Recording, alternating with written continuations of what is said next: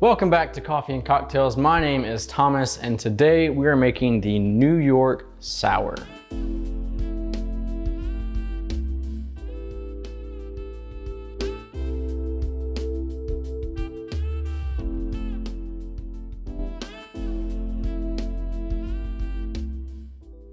The whiskey sour comes from the mid-19th century, and it's believed to have first appeared in Jerry Thomas's Bartender's Guide book, I think published in 1862. And so the New York Sour kind of gives an update to that original whiskey sour with the float of a red wine on top.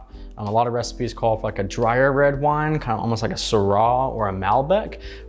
Today we're going to be using Suntory whiskey, which is a Japanese whiskey. It's already very light. And so I wanted to balance that lightness with a light wine. So we're using Mark West, great Pinot Noir.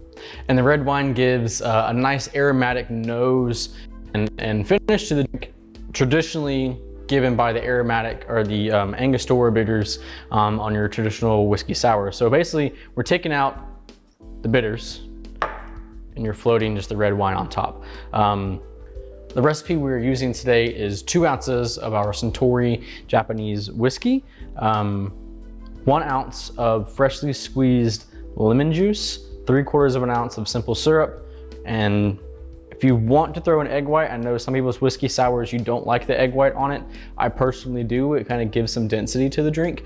So we're gonna add an egg white to the drink, give that a dry shake to really emulsify that egg, and then add our ice, shake it, strain it over ice in our rocks glass, and then top it off with a bar spoon over the drink, top it with that red wine. So let's get into it. First ingredient we're gonna add is 1 ounce of freshly squeezed lemon juice. And for the first really part of my bar journey, not bartending, but just drinking journey, I did not have a citrus press or a juice press. And I deeply regret it because now it has made my life so much easier. I will be doing a kind of bar tour and must-haves very soon. Just a video kind of go over what is needed in your home bar, what I have found doing my home bar for the time that I've done it. For a long time I did not have a juicer. I'm dumb. It definitely is a necessity.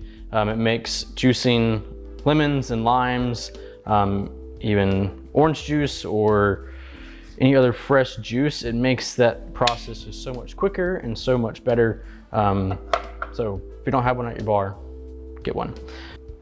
Next we have 3/4 ounce of simple syrup. I know it is blasphemy to use pre-bottled simple syrup, but I ran out of my homemade simple syrup, and I had a bottle for a cocktail party that we used for New Year's. So I'm just using this. Do not hate me. Use what you got.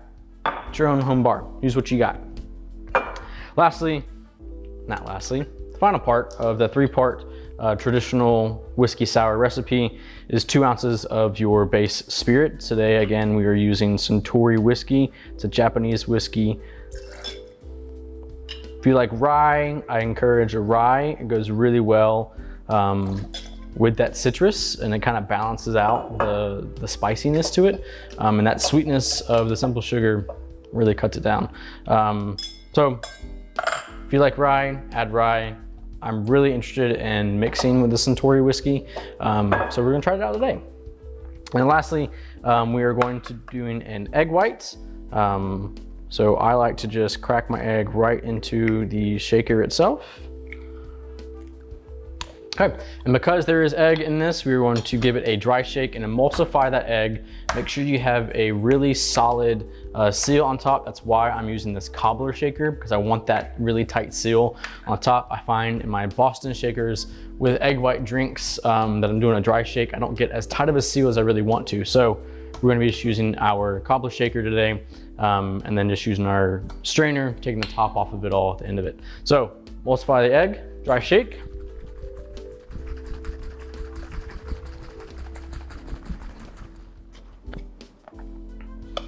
Nice. And then we're gonna fill our cocktail shaker up with some ice and then give it one more shake.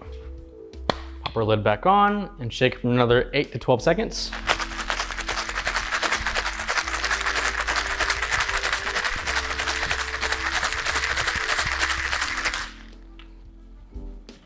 Awesome.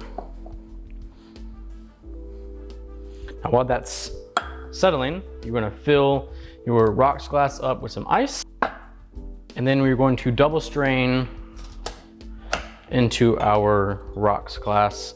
I like to double strain just so we're capturing any of those loose pieces of ice that were crushed up while shaking. Again, another thing in my bar that I didn't know I needed until I tried it. Just adding this double or this extra layer of straining makes your drink even silkier. You have none of those imperfections, none of those unwanted ice bits in your glass. So get a fine mesh strainer.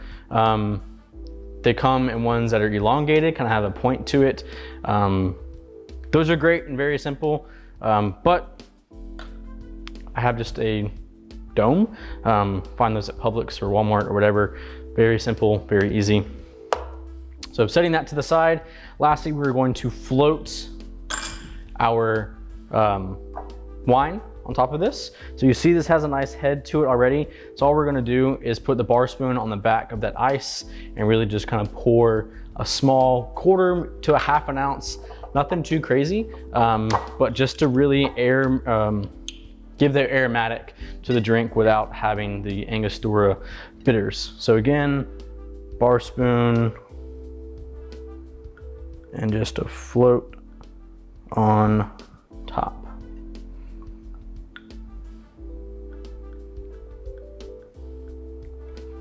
Just like that. As you can see, this is a very pretty drink. Not too complicated though. Also, as you can see with the recipe. So let's give it a try. Right off the bat, get the silkiness of that egg white. Oh, that beautiful taste of the red wine really gives it that kind of clean flavor. Not like a pine sol clean, just a clean flavor. It's very smooth.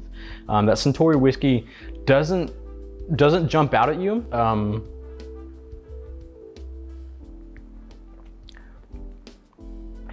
But it's definitely there. You get that really light flavor of that whiskey. Give it a try. It's great to present not only for yourself, but if you're making drinks for you guys or for your friends at home, try this one out. Very simple recipe. It's a great take on the classic whiskey sour. Thanks guys. Cheers.